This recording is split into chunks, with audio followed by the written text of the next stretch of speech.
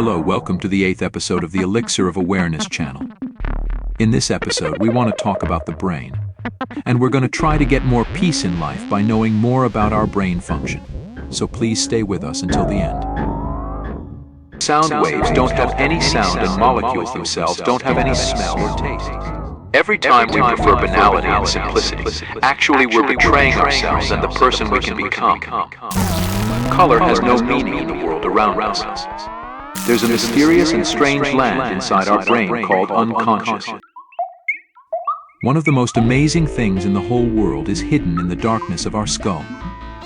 All the things we know and see about the world are given to us by a member who itself has never seen this world. Our brain is in silence and lives like a prisoner in the depths of a dark dungeon. All our pains are felt through the brain, but this organ itself has no pain receptors and doesn't feel any pain. Also, this part of our body has a very high efficiency. Our brain needs about 400 kilocalories a day, which is almost nothing compared to what it does. It's like if you want to keep a supercomputer on all day with the energy of only 2 cakes. About 85 billion nerve cells called neurons make up the main structure of the brain. And the number of nerve connections in just 1 centimeter of brain tissue is equal to the number of stars in the Milky Way galaxy. Another strange feature of the brain is its flexibility. Our brain is completely dynamic, that is to say, it changes its circuits according to our conditions and needs. Unlike us humans, many creatures in the world are born with a relatively complete brain. For example, a zebra can run with the rest of the herd only 45 minutes after birth. But the human baby is born at the peak of disability, and then its brain structures are gradually completed. It sometimes takes until the age of 25 to complete all the brain structures, and even after that, our brain circuits change as our circumstances change. We're born with an imperfect brain, but strangely enough, this feature is almost our greatest strength. For this exact reason, we've a strange ability to adapt to our environment. Research shows that taxi drivers in London had more gray matter in their brain's hippocampus because they could memorize addresses. But these same drivers, right after their retirement period, the amount of gray matter in their brains decreased because they no longer needed it. That is to say, their brains were changed according to the conditions. Even in these minutes you're watching or listening to this episode, your brain has changed. That is to say, you aren't exactly the same person you were before this episode started. In an experiment, the volunteers' eyes were closed for 5 days. The brain scan showed that the brain circuits of those people had undergone serious changes in those 5 days. Because the visual part wasn't used, the visual part was conquered by hearing and touch. These changes were made to adapt to the new condition. But when they opened their eyes after 5 days, these changes disappeared 2 days later. It seems that there's a constant competition going on in our brain to conquer space, that is, which of the emotions should take up how much of the brain. And what determines the winner of this competition is the external needs for survival. Of course, sometimes our brains do favoritism. For example, one of the senses that our brain cares a lot about is vision. Because vision is very necessary, but at the same time it's also facing an unfair deprivation. Before the invention of electricity, it means in 99.99% of the history of intelligent people, that is to say, more than half of human life was spent in darkness. For this reason, the sense of sight wasn't used much in half of the human's life, and it was possible that the rest of the senses would take over its share. Because of this, our brains started to see visual dreams. Visual dream is a way that the visual cortex remains active in our brain and prevents it from occupying itself with this method. Of course, sleep has many more functions, such as connecting the unconscious with the conscious or reorganizing other parts of the brain. But as we mentioned, one of its functions is to keep the sense of sight strong. Our brain also changes our body according to the condition. For example, if we walk barefoot for a few weeks, the soles of our feet will get calluses. A thicker layer is formed to protect our feet. But if we drive with our car for a few weeks, the car tire won't get thicker. Both our feet and car tires follow the laws of physics. But we've a brain that changes itself and the body according to the environment and conditions every moment. It means that we're being shaped and changed every moment under the influence of circumstances. It doesn't matter who we are. What matters is who we're constantly becoming. Our brain can make better things according to what it receives. So sometimes we've to step beyond our comfort zone and read, see, and hear more difficult, complicated, and challenging things. We should listen to more beautiful music, read more profound books, and generally think more. Every time we prefer banality and simplicity, actually we're betraying ourselves and the person we can become.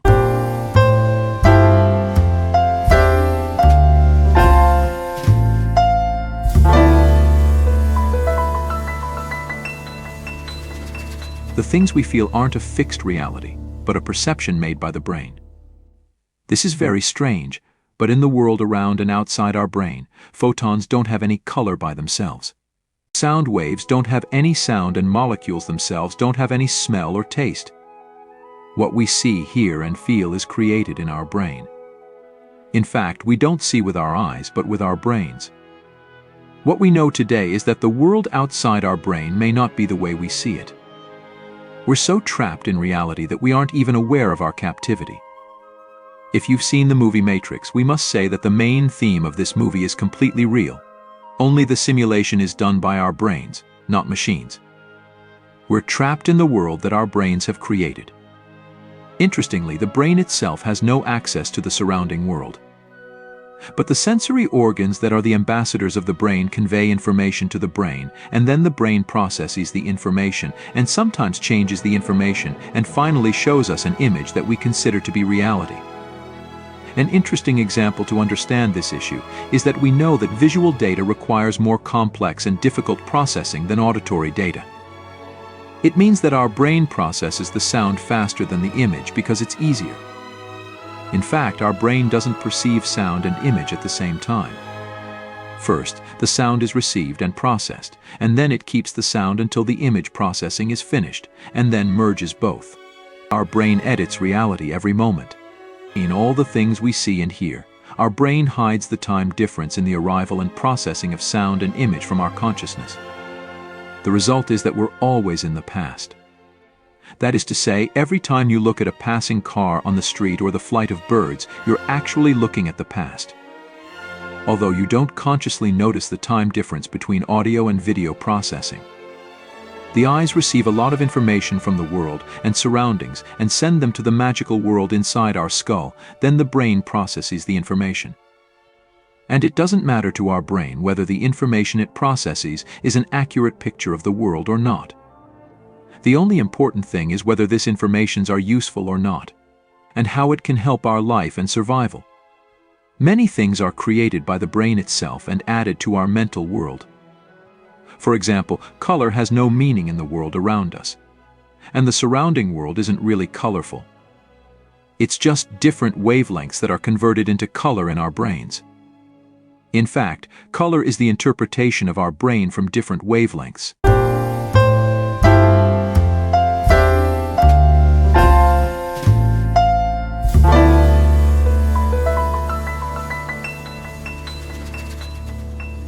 A man named Mike may lost his sight at 3.5 years old.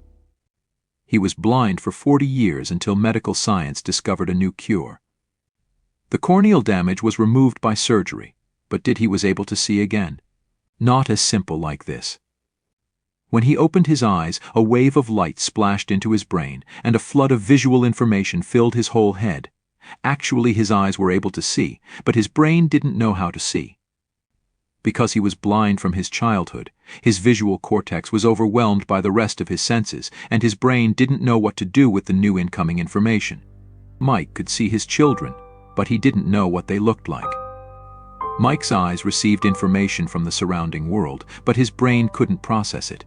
15 years passed until Mike was able to recognize the nature of objects and facial expressions like a normal person. Another interesting point is that sometimes different emotions interfere with each other in the layers of the brain. There's a complication, or rather an interesting feature called synesthesia. Some people who've this problem can understand the taste of words. For example, hearing a word is meaning bitter or salty or sweet to them. It isn't like, for example, they imagine the taste of sweets, rather, they really feel the taste of sweets after hearing a certain word. Or they see numbers in different colors, for example. When they see a phone number, they see a spectrum of different colors. For instance, they may see the number 7 as blue always or the number 1 as red. Some of them also understand sounds like colors.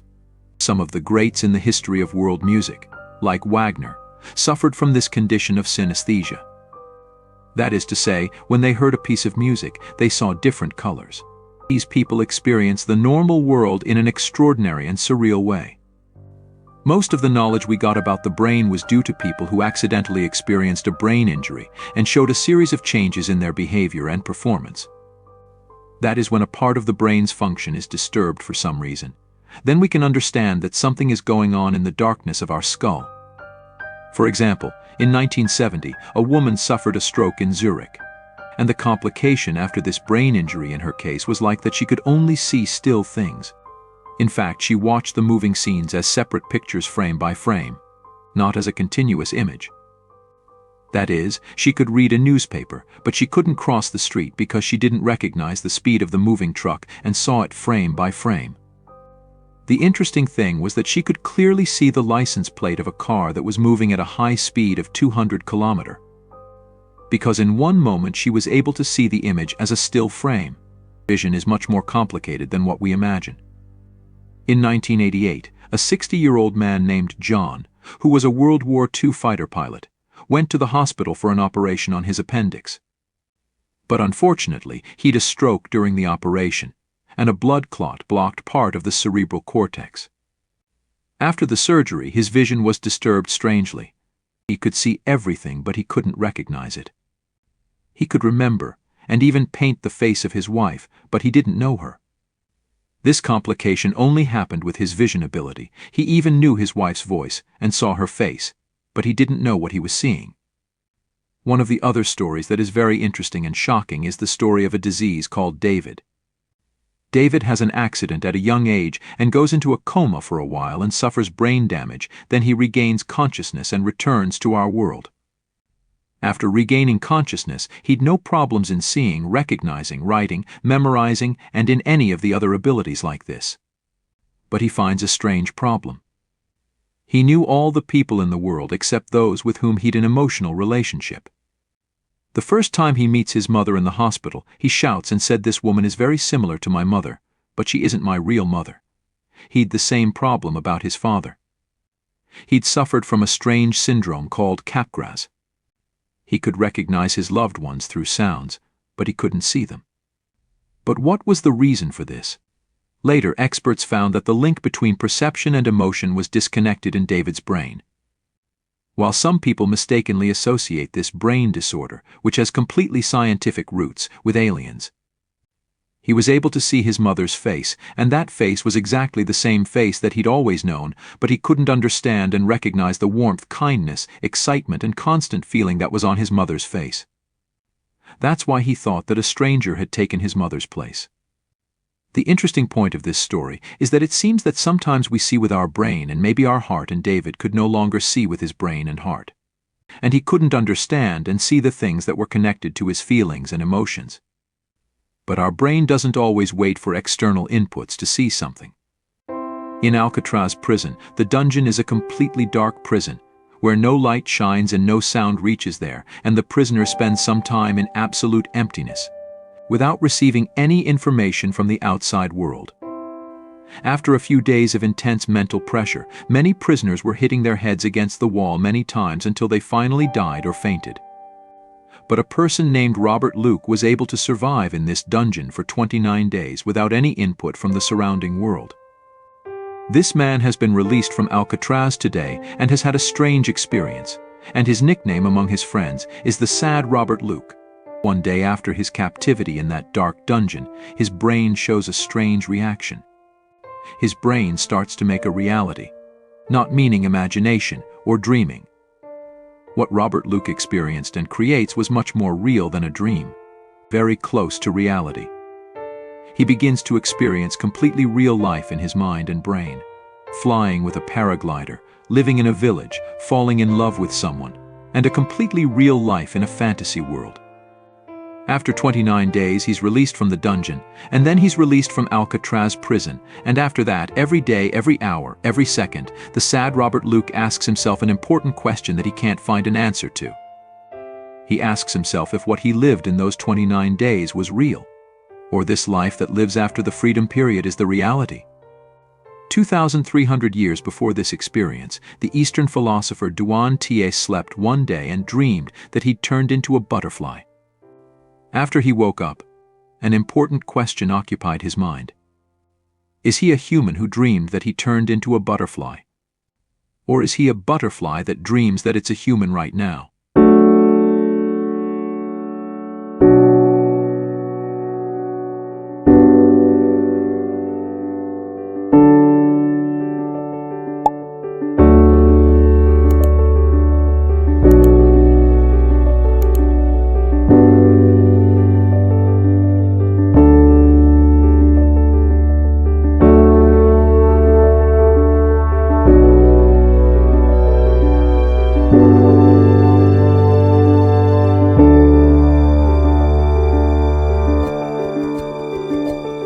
When we learn more about the functions of the brain and realize how it corrects reality and then presents it to us, an important question is formed in our minds.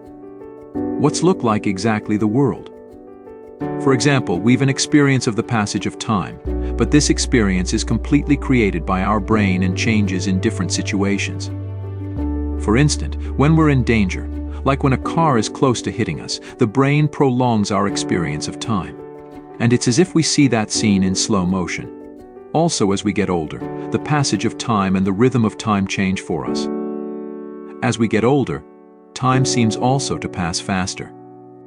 Or as if in old age, the time between our two birthdays passes fast like the light.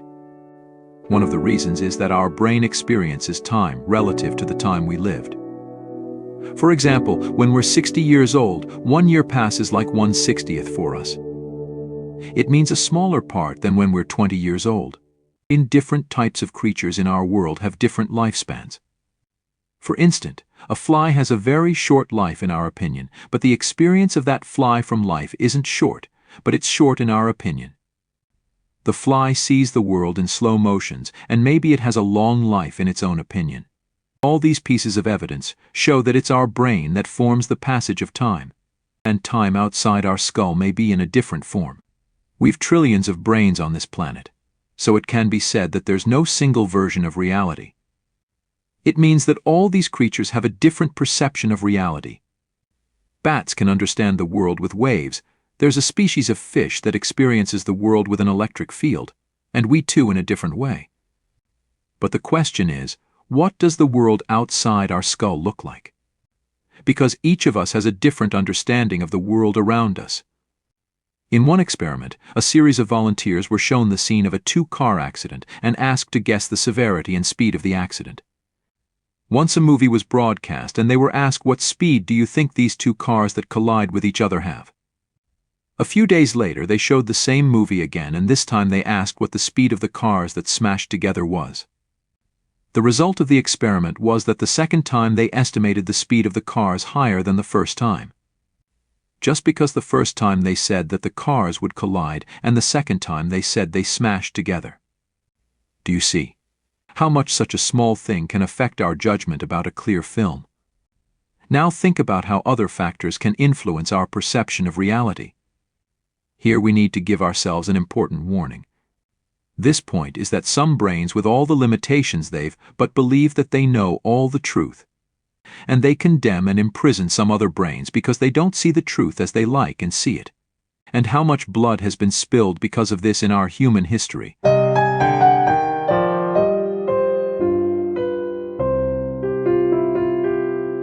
There's a mysterious and strange land inside our brain called unconscious, where a series of hidden events occur from our conscious view. And we're the last to know the results and effects of these feelings, events, and decisions. The clothes you wear as a sensory stimulus cause the sensory receptors of your skin to continuously send information to the brain. But because our brain doesn't recognize this information as useful, it receives it but hides it in our subconscious and has no way to our conscious part unless we think about it. That is to say, there's always a gap between the knowledge that exists in our subconscious and the awareness of that knowledge. Many times we know, but we can't explain it. For example, if you teach people with retrograde amnesia how to play Tetris, tomorrow they'll forget you and your training on a conscious level and won't remember. But they've strangely learned the games. That is to say, your teaching is recorded in their subconscious and they can play that game without remembering your training. There are many examples in everyday life. For instance, it's very difficult for us to be able to describe the features of walking or the way of laughing of a person who's close to us. But if we see someone who walks like that person or laughs like them, we can immediately notice those similarities without being able to explain our reasons for the existence of those similarities. In this knowledge that is recorded in our subconscious and we use it, very strange things are effective. In one experiment, volunteers were shown 3 apparently popular brands of tea, but those brands were all fake. They asked them to evaluate which tea is tastier.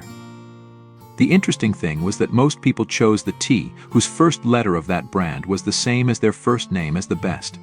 In the movie The Truman Show, which we recommend you watch if you haven't seen it yet, there's a person in a race who doesn't know that others are watching him.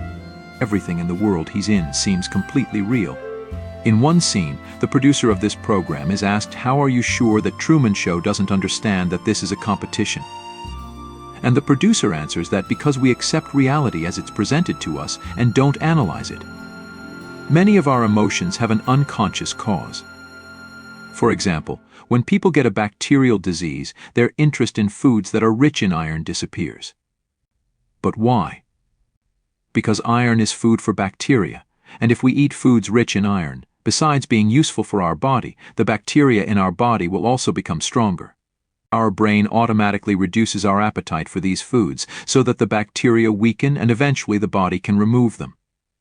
Do you see? We're the last one who knows what's happening to us.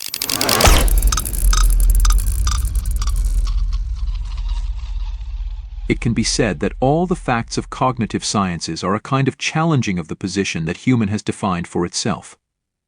For example, in the past, Galileo, Copernicus, and Giordano Bruno concluded that, contrary to human belief for many centuries, we aren't the center of the universe. People put an iron mask on Giordano Bruno's face to prevent him from speaking and then burned him alive. Bruno was staring at the angry crowd from behind that mask, to those who wanted to be the center of everything at any cost. It took many years for people to accept this truth. But now, after several centuries, we're on the verge of understanding another unfortunate truth. Because now we know that even we aren't the center of ourselves, and now we know that human isn't so much logical being. We realize that we aren't even in the center of ourselves. We're like Earth in a small corner of the Milky Way galaxy. We're standing in the dark and we're still unaware of many things. But should this matter upset us? You can say no. Understanding this truth can be liberating for us. As long as we attach too much importance to ourselves, we also consider the interpretations we've too important. Every reality has 2 sides. One is the objective truth, that is, what's really happening. And one is the mental aspect, that is, what we interpret from an event. For example, we may go to our friend's house at night and our friend won't give us dinner. This reality has 2 aspects. One objective and the real aspect, for example, our feeling of hunger because we didn't eat dinner, and a mental aspect which is our interpretation. For example, we may think in this situation that disrespect has happened and we've no value for our friend. The reality of that phenomenon is one issue, and our perception of that phenomenon is another issue. One of the big reasons for people suffering in life is that they consider their own perception of reality too important, and that's why they get trapped in the world they watch under the shadow of their mind. A chair has an objective aspect, that is, it's a tool used for sitting. But this same chair has a subjective aspect, for example, how beautiful and modern it is, or it's for our show-off. This is the aspect that we impose on the chair according to our culture and mentality. Humans attach more importance to their interpretation than reality itself. And the result of this view is that instead of communicating with life itself, humans communicate with the shadow of life. Or rather, we communicate instead of depth with the surface. This saying that people are hibernating means that people are separated from the reality of life. That is to say, they've built a life in their mental world with all kinds of illusions and interpretations. And these mental interpretations are the root of many sufferings in life. But how are these interpretations imposed on us? One of the reasons is the culture in where we live. People's understanding of phenomena may be different in different cultures. The important point here is to know that our interpretation of the truth isn't necessarily the same as the truth itself. Rather, this is just our interpretation of the reality that under the influence of the culture in which we live, we also analyze and judge the phenomena of the world. Many phenomena in different cultures may have different forms. The interpretations and understanding of all of us have been formed under the influence of many different factors. We're afraid of reality. We're afraid that we're weak and small and don't know all the truth, and we try not to face the reality. We humans took the word I too seriously, and sometimes because of the prejudices of this I, we kill people, oppress, and think that we're very important people because we're absolutely right. We're hyperactive and hyper-communicative, like a person who feels cold and keeps jumping up and down to warm up. We also jump up and down far away from the fire of wisdom and humility, unaware that we turned ourselves off at the deepest level of our being. I think a little humility and acceptance can strangely revive us, and it can make us face the truth of life again. It's true that this delusional I has been imposed on us by external factors, but at this moment, no one except ourselves isn't caused the continuation and growth of this sick I. We suffer from useless thinking because we think too much that we're important in this world. We interpret phenomena too much, and we take our interpretations too seriously. And that is why we're suffering.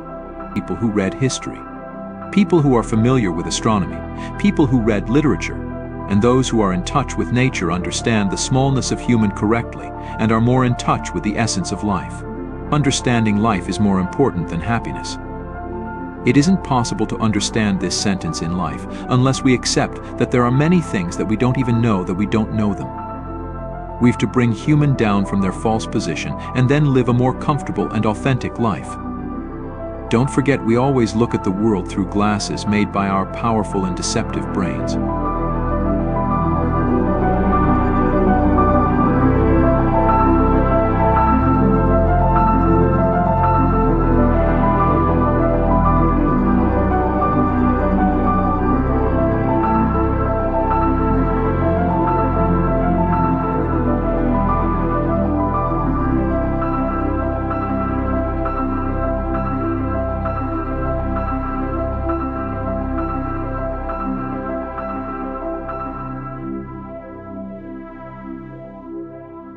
All the things we mentioned were so that we could help our peace by knowing more about the brain. When we learn more about ourselves, we reach different results and our view of the phenomenon can change. One of the changes in our views can be that we've more flexibility when facing different phenomena and opinions. When we create reality for ourselves under the influence of our brain, then we're never able to pour all the ocean of truth into the jar of our mind. So each of us has a part of the truth in our mind. Here, a very important conclusion follows, and that is that the truth is a reality that exists between different minds and is formed. If we humbly accept our lack of knowledge, as a result, the lights of the relationship and conversation will turn on, and in this conversation and exchange of information, the probability that our understanding of the truth will be more complete increases. The great Iranian poet Rumi has a famous story about an elephant that is in the dark, and people who don't see that elephant are trying to understand its truth. But what prevents them from understanding the elephant is that each of them considers their view to be the truth, and each of them believes that they've a correct description of the elephant. The probability of reaching the truth increases only when we can talk to each other and to recognize our description of reality and accept different perspectives of each of us towards reality. And in this way, the truth is formed in our conversations and communications. The truth is like a labyrinth, and each of us can only go through a part of the labyrinth. If we understand this fact, then we can look at the path taken by others and listen to the stories of other people's lives, and in this way we will get a more complete and accurate map of the labyrinth of truth. Another lesson we can learn from the knowledge of the brain is that we shouldn't take our interpretations of world phenomena too seriously.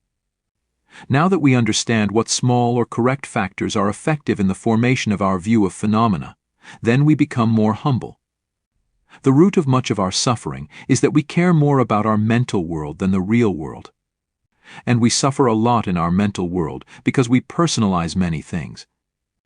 Because we interpret every smile, every frown, or every interaction with others, we get caught in the trap of judging others. Because we consider ourselves to be the center of the world, so we feel empty when the world isn't the way we want it to be. In almost all episodes of the Elixir of Awareness channel, we tried to talk about a more realistic philosophy. Whether about loneliness or love, whether about the growth path, whether about life and death, whether about the history of humans, whether about the flourishing of genius, whether about perfectionism, and now about knowing the brain.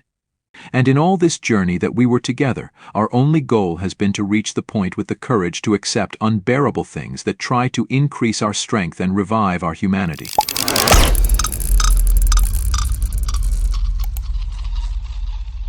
When it comes to mental fitness, everyone thinks of intelligence. But in this complex world, there's a much more important feature, and that is the ability to revise and discard old information and assumptions. Most people are satisfied with the comfort of certainty and don't tolerate the difficulties of conversation, and therefore remain in themselves and never grow. At the beginning of this episode, we mentioned that there's a syndrome that the patients who suffer from this problem can't recognize their blindness problem. It seems that on some level we all suffer from this syndrome, because we can't recognize our ignorance. In management science, there's a concept called Dunning-Kruger. This concept means that the least informed people are sometimes the most confident people. The fact that we know little about a subject makes us not understand the complexities of that subject, so false self-confidence is created in our consciousness. As a result, the difference between the opinions of others and our interpretation seems wrong. And the interesting thing is that the first rule of being a member of the Dunning-Kruger Club is that you don't know you're a member of this club. If you look at the past 2 years and don't say to yourself how much less I knew 2 years ago, then you haven't learned enough during this time. That is, you haven't strayed far enough from the safe land of your beliefs and stepped onto new shores of awareness. You haven't talked well enough and you haven't heard enough. Until we differentiate between our beliefs and our identity, we can't reach the depth of consciousness. Many of us turn our opinions into our identity. That's why when someone questions our beliefs, we feel that our identity has been attacked, and that's why we only react aggressively without hearing and communicating properly. Contrary to what we were taught in school, questions shouldn't always have only one specific answer. Socrates was a full-fledged philosopher. He knew so much that he knew nothing. But he also had the art to show others that despite all their claims and intelligence, they don't know much. As children we were full of questions, the world was wonderful for us, and then as we grew older we forgot all our childish curiosities and were trapped in the prison of answers that suppressed our basic questions. Now those questions could no longer motivate us. We thought we found the answers, but instead we lost the mystery, the wonder, and the power of discovery. In this episode we explained how we interpret our experiences. Of course, nothing else can be done because our brain is much more powerful than us. But the important point here is that we imagine our understanding of phenomena completely and correctly without realizing it. As a result, we've a very definite and stable real world, which in reality may not exist. This certainty that we've about our interpretation of reality, as much as it reveals the reality, also causes the reality to be hidden. Our main obstacle in growing awareness isn't that we don't know enough, but on the contrary, that we think we know too much and enough. We think there's one important skill that our world is hungry for today, and that is this: the skill of seeing oneself and the world from different perspectives and angles.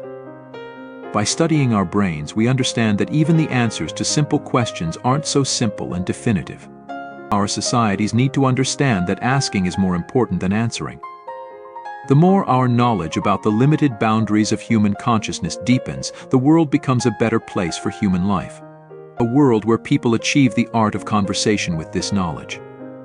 The root of many prejudices is our ignorance towards our own ignorance. In the words of the great Persian poet Saadi, "The flesh is honorable, but for the humanity inside. Otherwise, wearing fancy clothes would mean humanity. If only you can kill the beast in your animalistic nature, you'll be really alive all your life, having a human soul inside." Also, another great Persian poem says, One who knows and knows that he knows. His horse of wisdom will reach the skies. One who knows, but doesn't know that he knows. He is fast asleep, so you should wake him up. One who doesn't know, but knows that he doesn't know. His limping mule will eventually get him home. One who doesn't know and doesn't know that he doesn't know. He will be eternally lost in his hopeless oblivion. This episode ends here, but don't forget that the capacity of human consciousness will never end. The final question of this episode is, what's the most interesting thing about our brain's function? Please share your comments with us, and thank you for staying with us till the end.